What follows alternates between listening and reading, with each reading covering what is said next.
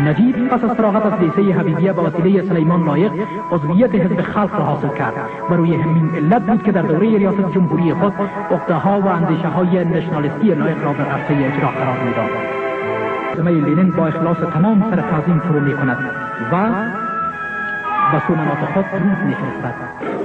ما و لنین کبیر که نبوغ و 6 سال قبل دوستی مردمان ما را بنیان گذاشت، سپاس پیکران خود را می‌فرستیم.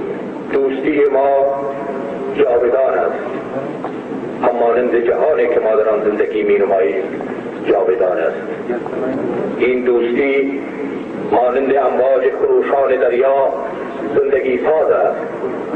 این دوستی مانند خرد نیاکان کبیر ما که قرارداد جاودان همکاری و کمک متقابل را امضا کردند بی پایان است.